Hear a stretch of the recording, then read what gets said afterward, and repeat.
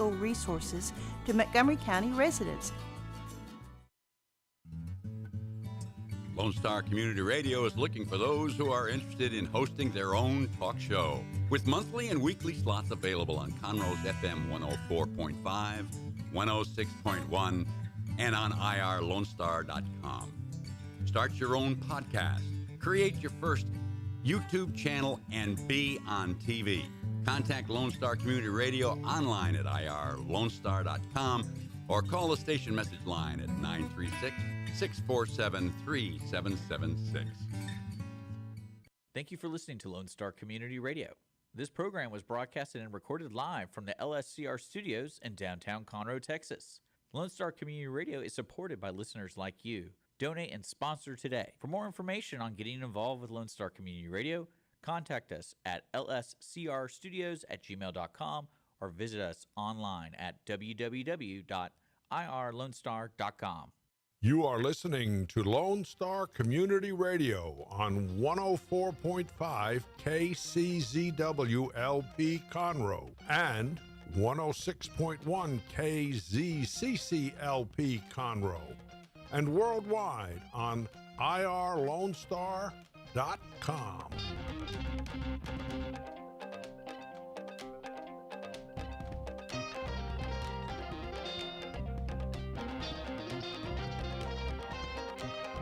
Good afternoon, everybody, and thank you so much for joining us on the Cindy Cochran Show. It is rainy outside here in Montgomery County, and it's, I guess God decided that y'all need some water, and you've had too many good days, and y'all are starting to get lax and forget about, thanking me for it. So he gave us good rain. But anyway, we have had beautiful weather. It's just been cool enough and not too cool, but the poor ones that are out for not spring break. It's just, spring break is that they can't go swimming or get in the water, and the Galveston is too cold. And so the ones, I guess, further in, not everybody, they take them different, the spring break. So the ones that are here now, they've missed half of the spring break because of cool weather, and they couldn't go swimming and stuff. So now they have to try and catch up, but it's raining now.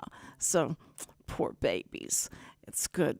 They'll sit in and drink all the whole time and be drunk. But Galveston was jumping the week before last. My daughter took the kids down there, and they said it was fine. It wasn't very busy.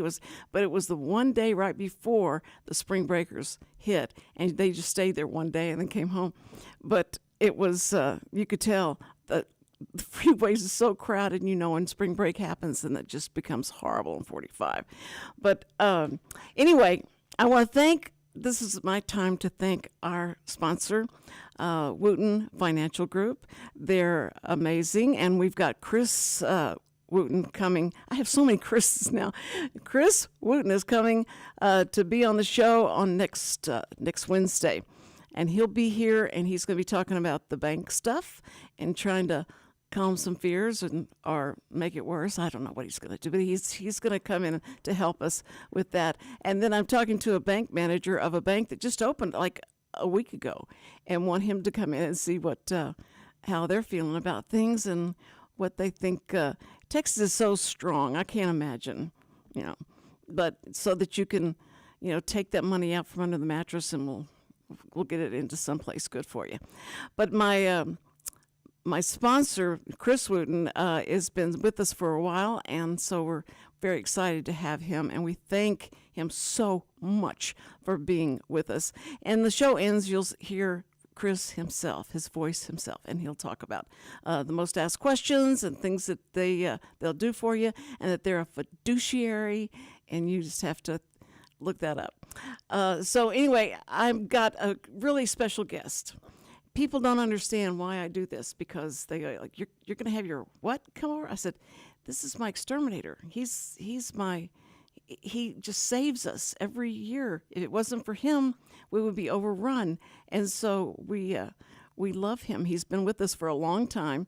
And so Sam even told me before he left, make sure you get an appointment with him because it's spring. I said, I know, that's why I have him on, because it's springtime and there's a different group of bugs that come out and come visit you during this time. And when the heat gets them, they try and come into the house and get some water or something. So if you can put a little pail of water out there for, no, we'll find out what we're supposed to do.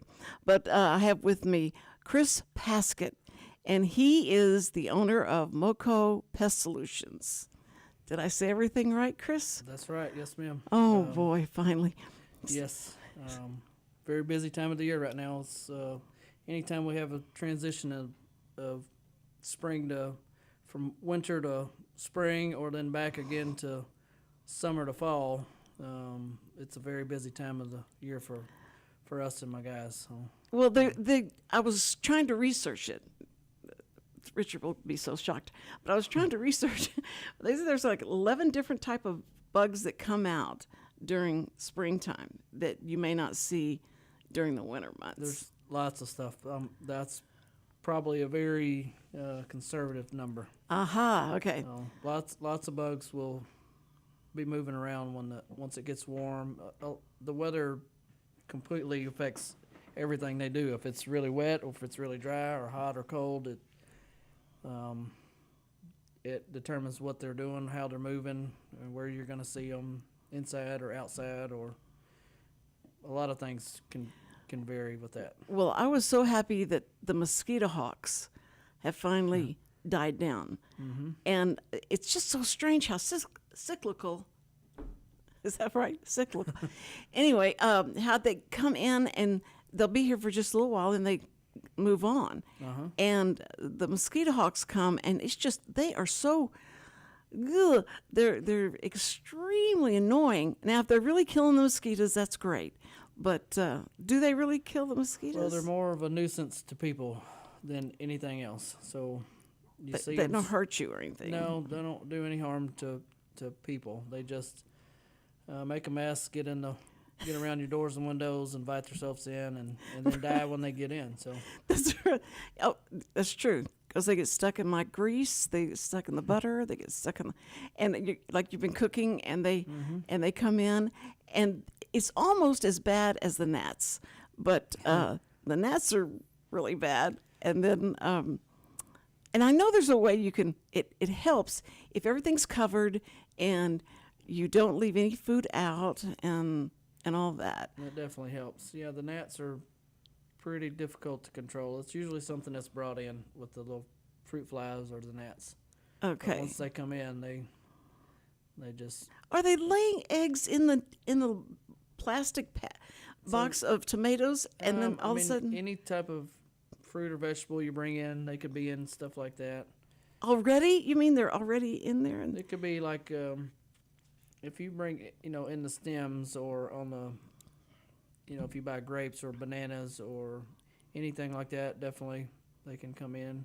Okay, and they may be in the banana. Usually not so much in the banana, but more around the outside of it. The outside, the stem and the skin. And the stem. That's okay. So that's why you really need to wash everything. Yeah, really it's best well. to wash things like that. But then once they get into.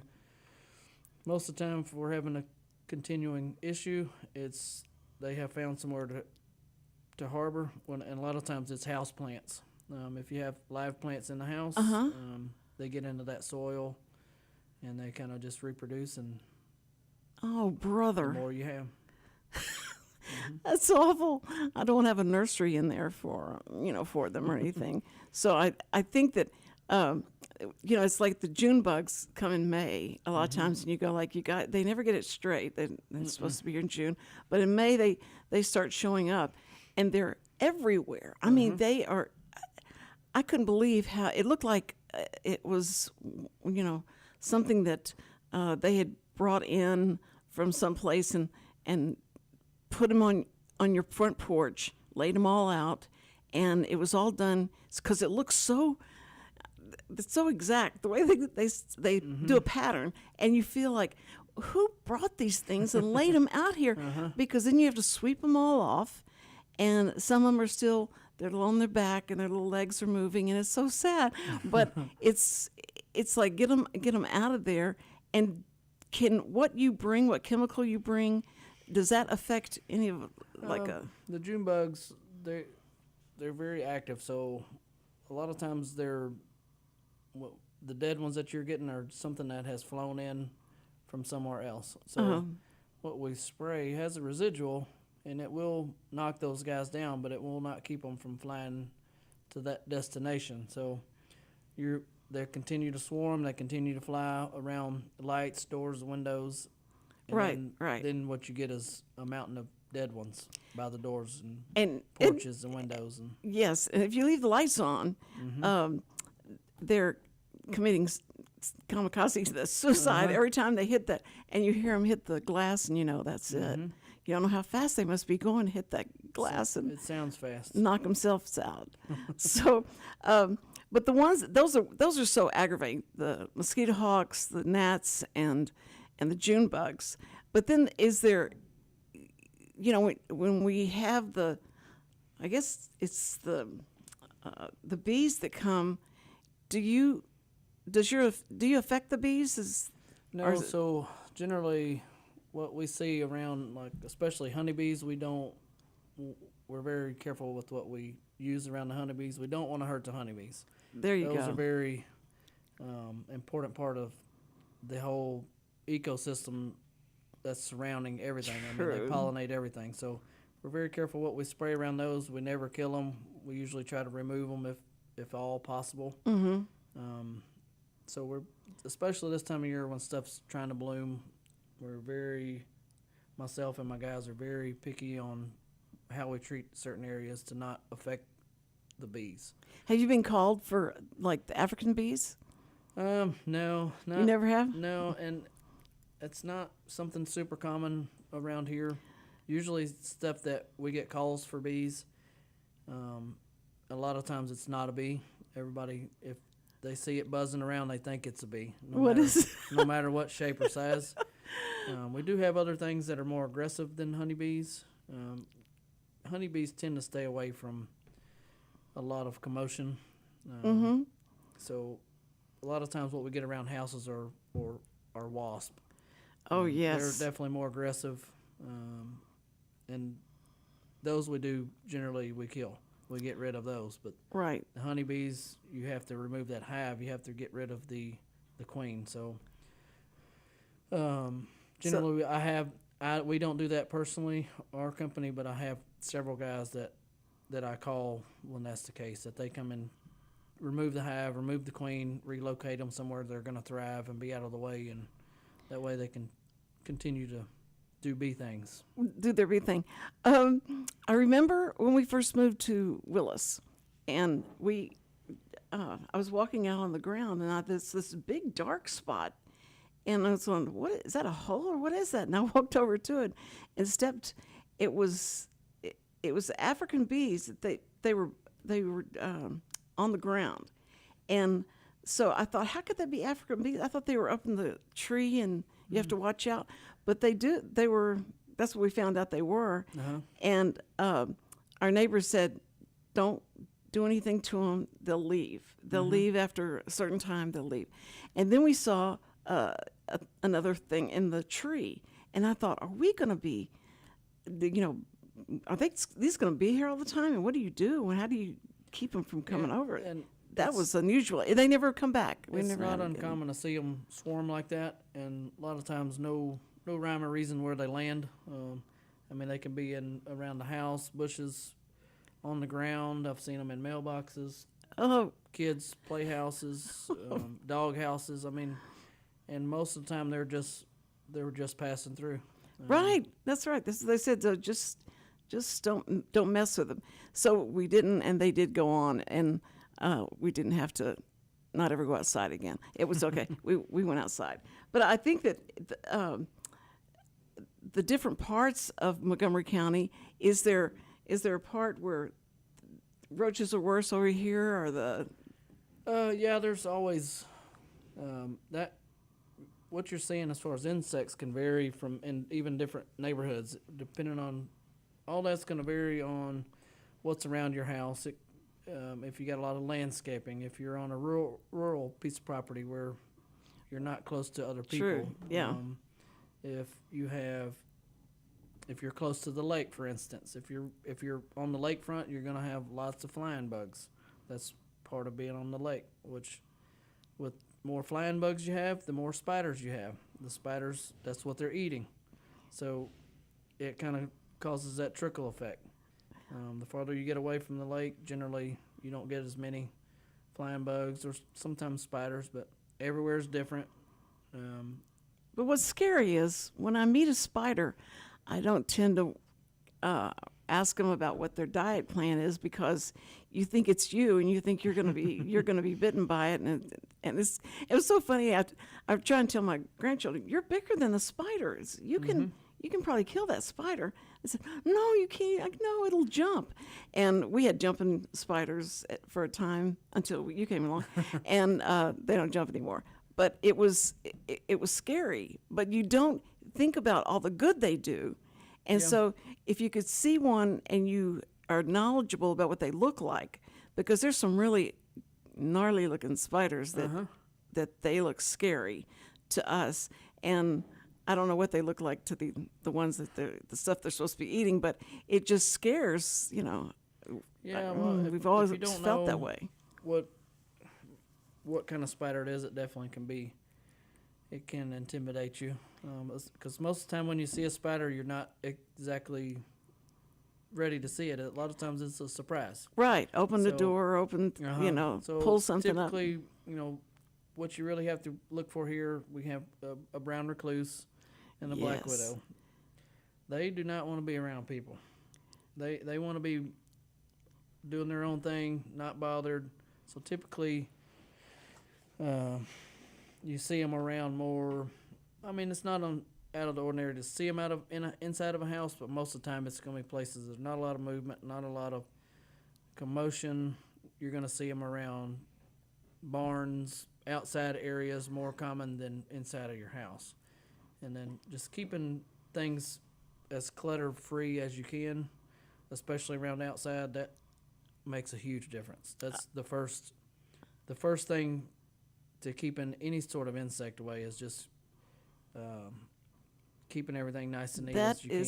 That's so true, because we had a neighbor that had a lot of old cars, and because they kind of cannibalize the cars and fix other cars, and so they just sit there. And I took the golf cart out, and I was just looking at what they had, and I saw probably 3 different species of spiders and their webs, and they were just beautiful webs, but that was just like scary.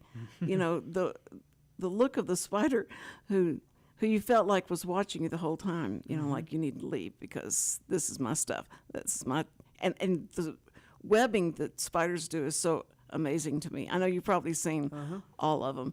And is it something that they do that they know that they can go from this post to this post with no problem? How do they get there if it's just they're spinning the web? Do they jump? I mean, they can't jump that far. No, usually it's can depend where they're at, where they want to go. It can depend on the wind. If it's windy, Oh yeah. they can get from one place to the other and make a pretty good sized web. But most of the time, it's just something they're crawling from one place to the other. You're probably saying, like, Cindy, did you ever see Spider-Man and how he did that? Okay, this is kind of like probably how they do it. But I think that the spider, banana spider, was one that came and was in a bowl or something that I found, and I couldn't understand what it was. It was so unusual looking, so colorful and all, but it looked like it would eat you alive. Yeah, so those very rare bite people. They can bite you. They don't. The only type of harm you can have, they can give you a bacteria when they bite you. Not super common. But that's the biggest threat with them. But they're like any other spider. They don't want anything to do with a person. They want to use their energy elsewhere. to to gather food.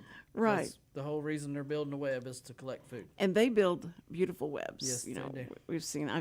I never thought I'd have this much exposure to different types of insects, flying insects, because growing up on the East End, roaches were our mainstay, and it's so funny. We thought everybody had roaches, and it was like no big deal. You open the light, you turn the light on, and they all scatter. They're very kind that way, and have good etiquette for whenever you're coming into the kitchen. Now everybody leave, but it wasn't scary to us.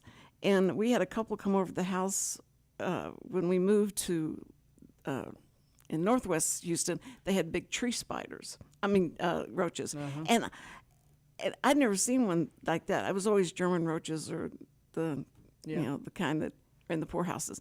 But we had this one that would come out at 10 o'clock every night and crawl up the wall from the fireplace. And Sam said, "We got to kill that thing. We just have to kill it." I said, "Well, it's just like part of the family now. We can count on it. It comes." But we had a couple come over, and they came from New Mexico, and they didn't have roaches. They said there's no roaches there at all. And when they saw that roach start climbing up the wall, the wife just freaked out. And I said, "It's okay. That's Harold." And he comes out every night and, "You name your roaches here?" And I said, "Well, not all of them, but we hate to, get rid of him because he's kind of like part of the family." And they went, "Oh my," and the way they looked at each other was so funny. And Harold must have heard us talking about him, because he turned and took off flying across the living room. And she didn't freak out before. She thought it was after her. But so really, I thought everybody had roaches. I thought that was what, you grew up like that. You feel like that everybody must experience that. When I found out that we were the only ones, and we had gotten too used to them. So, but when you came along, we do have them because we live around trees and stuff like that, and on land. But you have to take care of the barn. When you go out to the barn, what do you see is out there that I hate to even know about? Do we have like snakes or? No, y'all's is a pretty normal setup out there. So Right. But I do go to a lot of places that have a lot of clutter around the outside. They, the more things they have a hiding place, cracks and crevices and stuff that holds a lot of moisture. That's sometimes out of the weather. If you have things covered up, or that's ideal for any insect. So. Well, do you see signs of like snakes or rats and things like that in there? That's not uncommon, especially when you get into the more rural areas, to see rats or mice or just anything in general. Well, and then again, the snakes are friends because they're going to eat the rats. The snakes are around. Surprisingly, we don't see a lot of snakes. They're typically not. They don't want to be around all the commotion either. They don't. Unless there's a significant food source. If you have a really bad rat or mouse problem, or for instance, if you got chickens or things like that, where then it's possible you're more likely going to see a snake then. Well, the rat snake it scares you because if you don't know what a rat snake looks like. Well, it's always typically a surprise when you see them, so you're not ready. No, they don't give you any warning shots. It's just like, here I am. Usually, like we don't really focus a lot on snakes.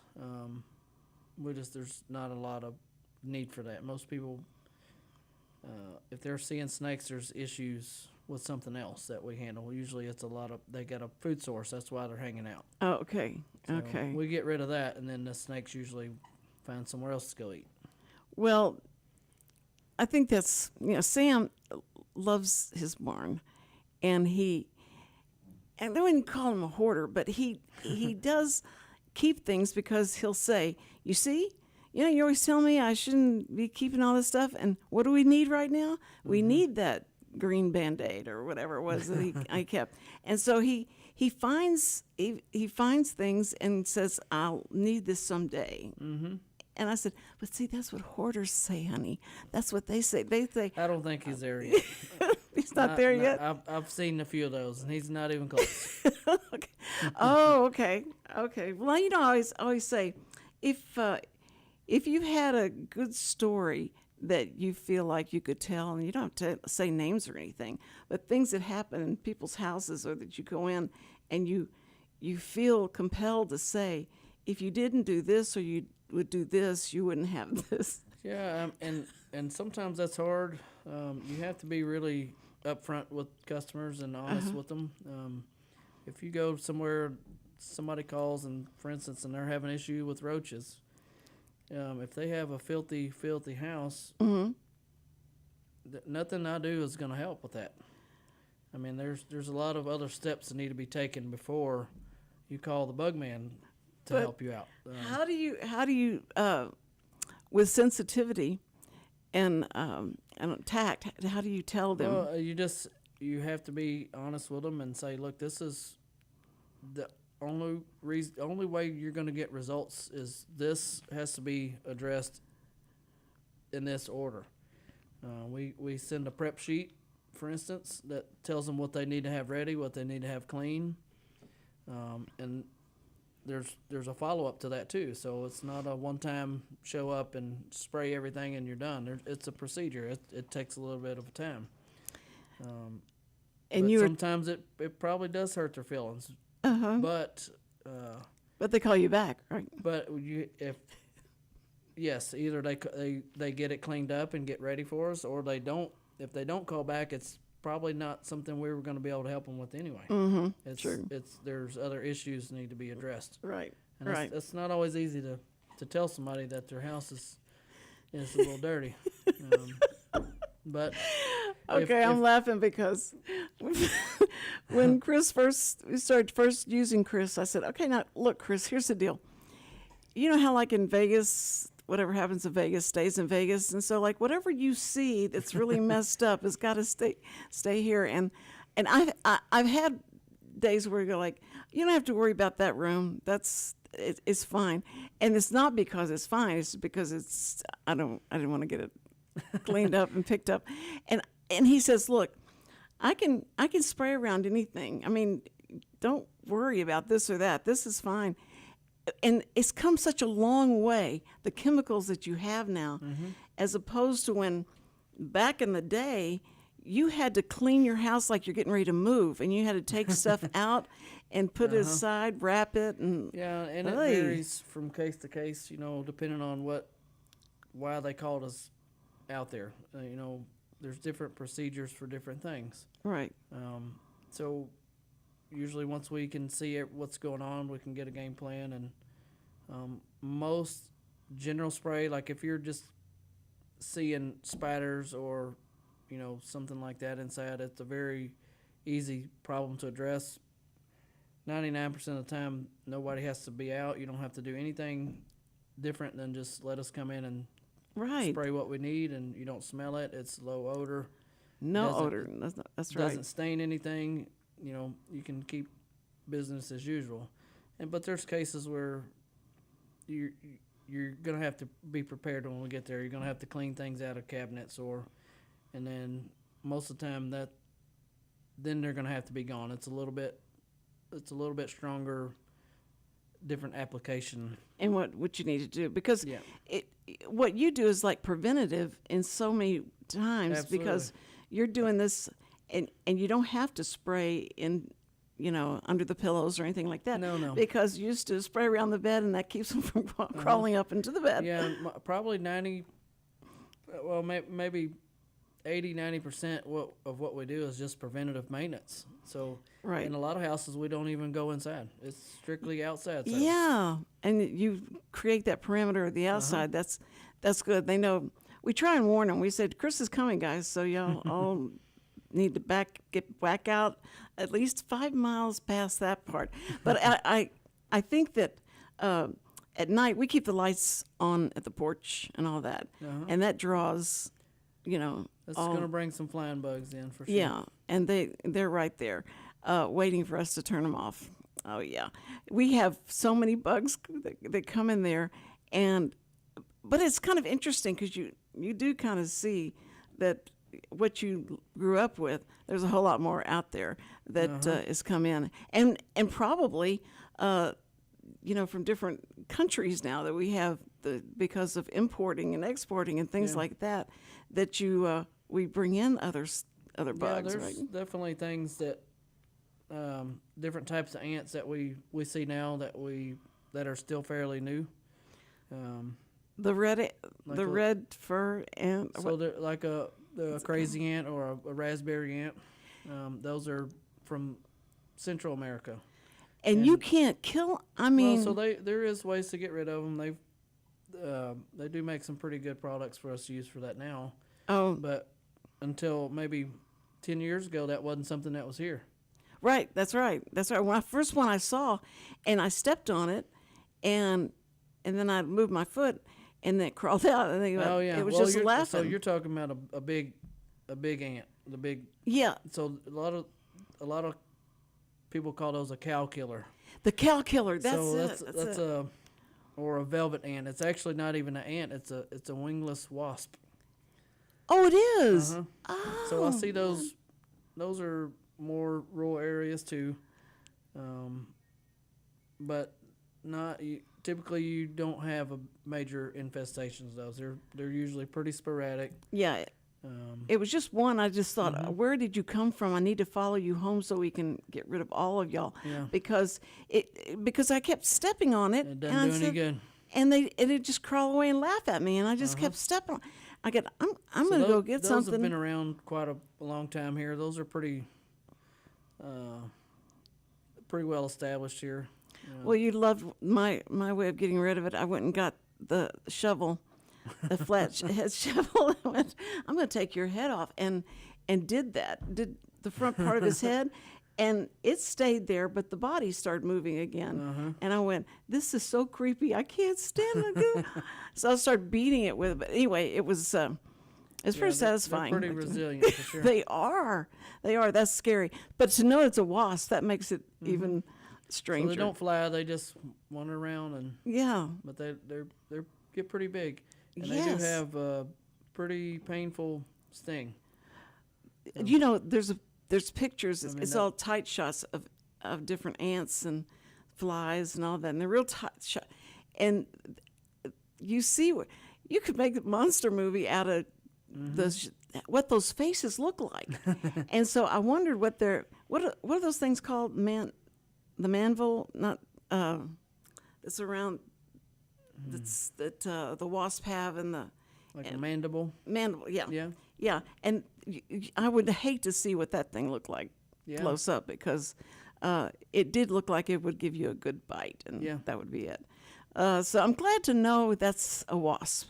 It's not even an ant. So, because It looks like it, but it's not. not. So is it four? How many legs does an ant have? Well, stuff will vary, depending on what you're seeing.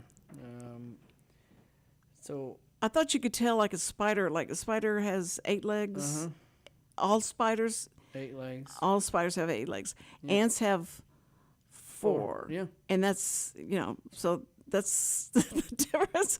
But the sugar ant is the one that is the most annoying for any kitchen Yeah. because they come in and they just take over. Yeah.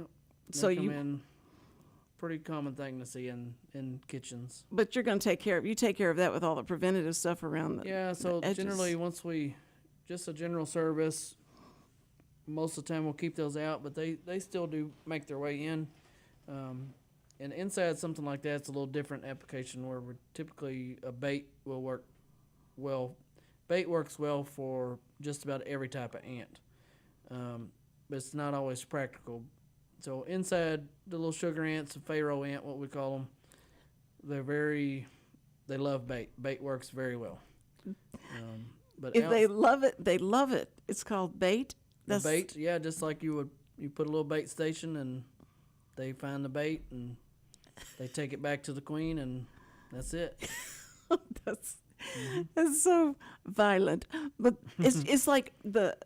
Have you seen those red apples with the holes in it for the gnats?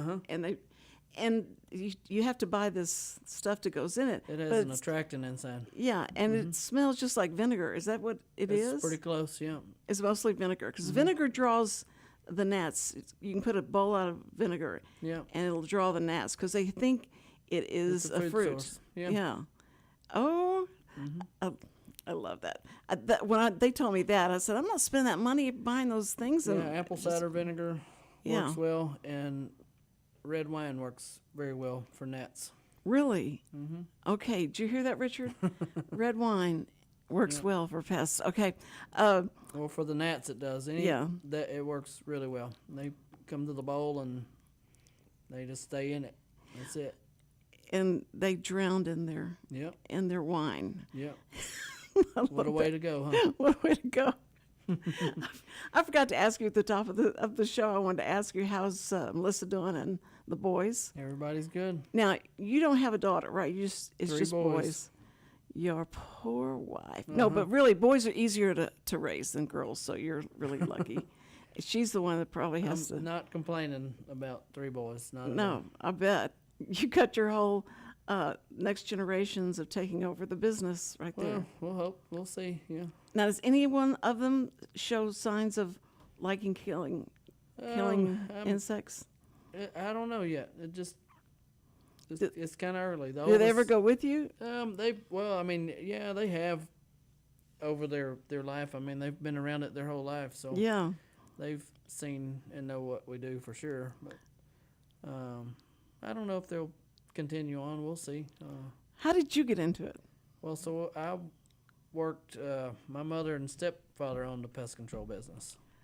So The same way. I've been around it my entire All life, your life. just about. Yep. Now, were you ever embarrassed that when they said, "What is your dad doing?" He said, "He kills bugs." No. Not really. They probably say, was- "What's your phone number?" So we need Yeah, help. I mean, it was just another job, I guess. It's, and my stepdad was always around town, and he played a lot of golf, so everybody knew him as the Bug Man. That's what they call it, the bug man. So I he would love go play that. golf, and that was his name. So he very fortunate to have him, and he was and still is. Everybody knows him in town. He's very respected, and so Well, it's especially nowadays. You're the hero that comes in. I mean, if we roll out a red carpet, if we could for you, Chris, when you come over, because we're so happy to see you, because you do take care of such problems. And I never lived in a house where we didn't see insects.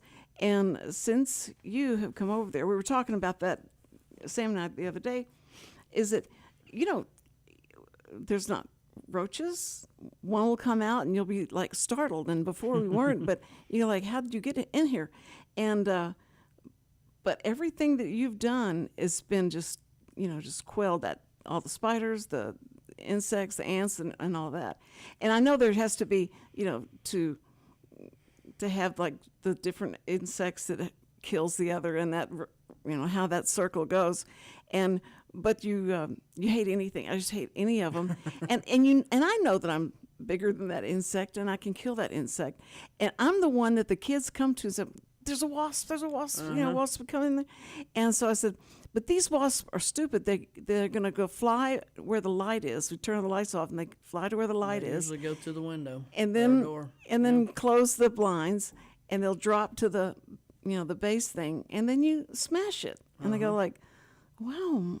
Grandma, that's good. Okay, we're gonna call you every time to do this because they can't stand that. But you're, I think it's cute because I've seen you at HEB, and I thought, has he moved? I haven't seen you at HEB. No, I'm still going. The boys eat a lot of groceries, so. Oh, brother, yes. And I see you with all the kids, and your basket is totally full. You're right. They probably do. And if they have any kind of indication to you that okay, I think these kids, this guy, the oldest one, might actually do this. They're not afraid of bugs, are they? Not necessarily. No. I just they have their interests, what they like to do, and so I don't know. We'll see if they want to, then I'd be okay with it. If not, then I'll be okay either way. Just it's going to depend on what makes them happy and what they want to do. You're I'll a good encourage them dad. You're a whichever good way. dad. Is that how your dad was with you? Well, I kind of didn't have a choice. I just they needed help, and I went to work, and that's just where I ended up. And then I was with them for,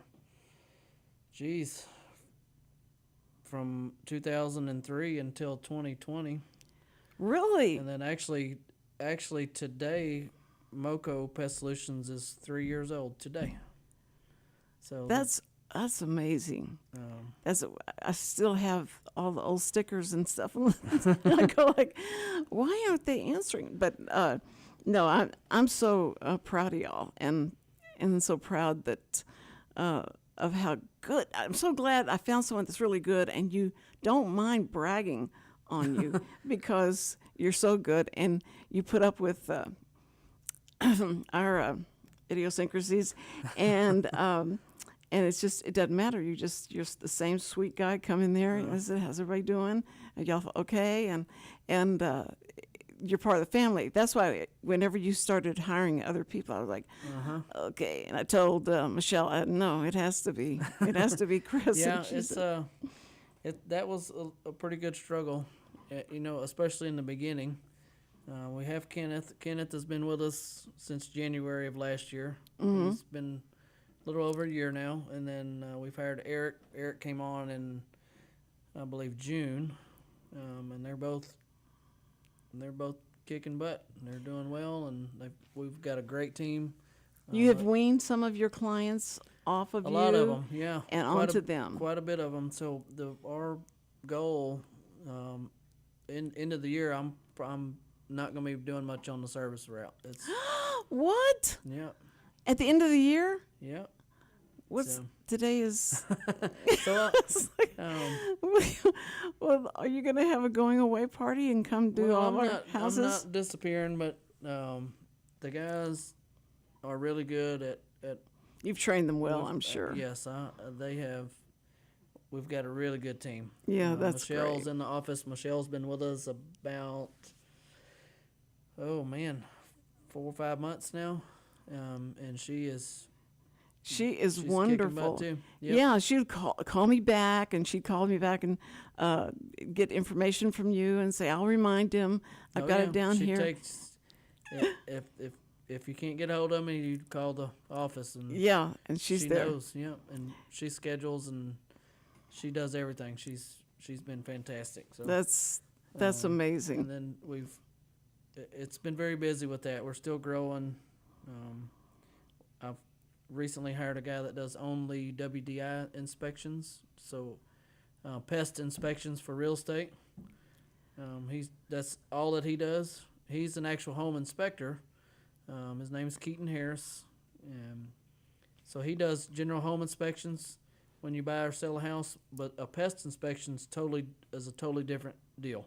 I didn't know they even had that. So it's called a WDI inspection, a wood destroying insect report. So for termites and things like So that. anything that has to do with anything that eats wood, basically. You have to have a pest license for that, which we've got him licensed. He's on board with us, and so people call me for that. I send him, and then also when people call him to do a home inspection when you're buying or selling, that's all together. So he can do both of them, and he does a little bit of everything. He does just home inspections, sprinklers, pools, all that type of stuff. And then so that's perfect. He goes and inspects it, and then if it's needed, he calls you.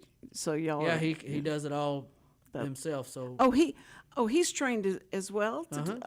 yeah, so he's got an actual applicator license now.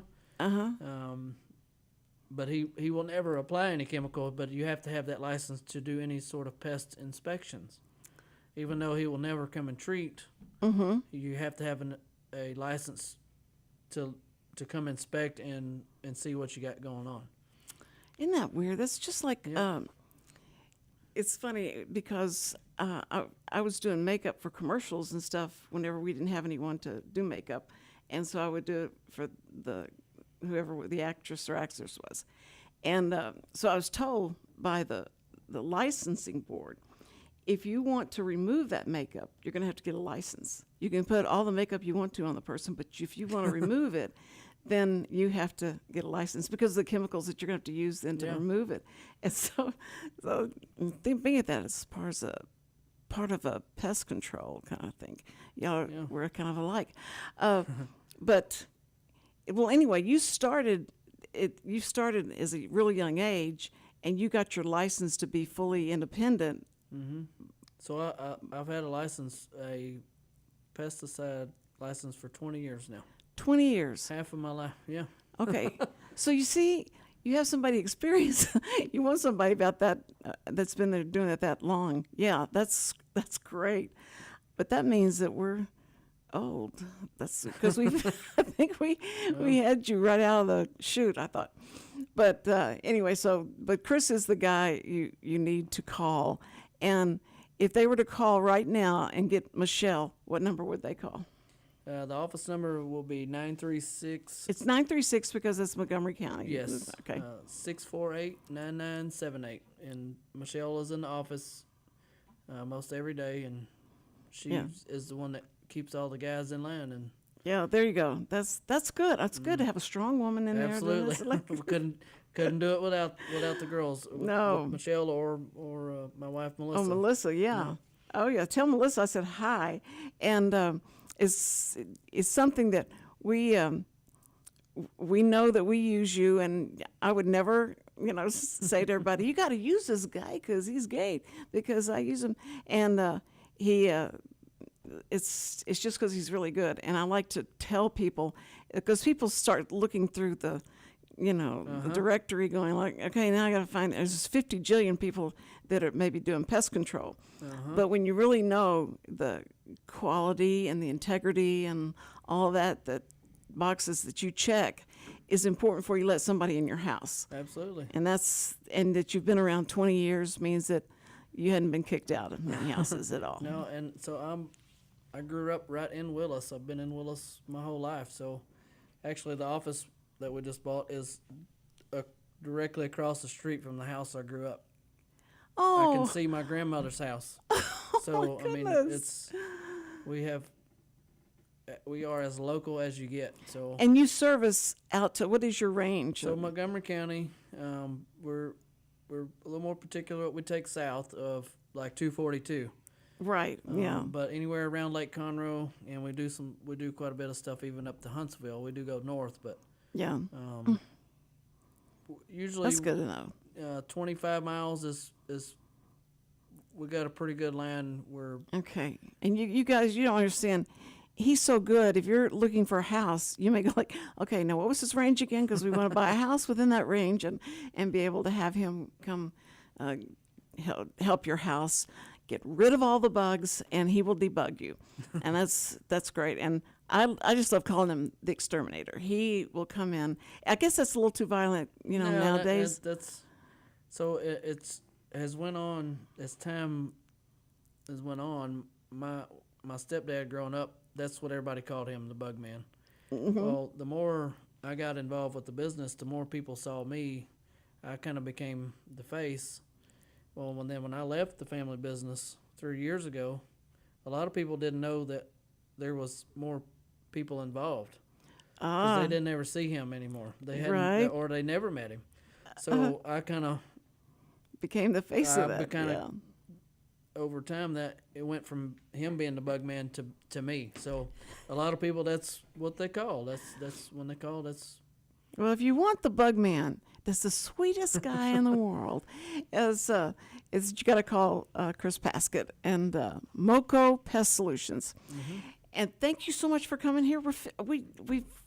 we're finished. I can't believe we've was gone. fast. I know. Yes. See, bugs are interesting, and people go like, "Why would you have?" But now you guys know, and this is the time of year you got to start getting prepared, and it's better to do it now than wait till it becomes an infestation or something like that. Absolutely. It's always good. Prevention is definitely something that we really push. We always try to get a plan for everybody to prevent having any major issues, any outbreaks, any major infestations. So it's much easier to do it that way than when you call and you have a lot Going on. Sometimes it's much harder to get back control of things. So Well, I'm definitely gonna call and talk to Michelle about getting you out to the house, because Sam said, "Get him out here. Let's do this now, because this don't want to wait till it's too time. long." Yes. Yeah. So we'll call and try and get in line. But thank you so much for coming out here, and tell everybody I said hi. Give Melissa a hug for me, and the boys a pat on the head, and we'll see you soon. Yes, I For sh- appreciate y'all having me again. Oh, no, thank you. Okay, everybody. All right, next week we have Chris Wootton coming, and then we have Shannon, who is be talking to everything that's going on, and she knows everything that's going on in Conroe, all the events that are happening, and that's what we need on a Thursday, because Friday and Saturday. But anyway, I love having you on, because you're part of family, but you give us so much good information. So we try and do that here. We may have some weird guests sometimes, but then we have people that actually do things that are good for you. All right, thank you so much for being with us today. And first responders, we love you. We respect you. We are awesome. And I hope you stay safe. All right, thank you so much.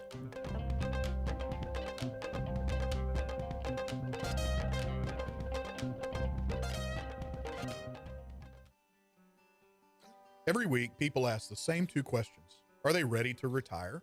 Will their savings last for their lifetimes?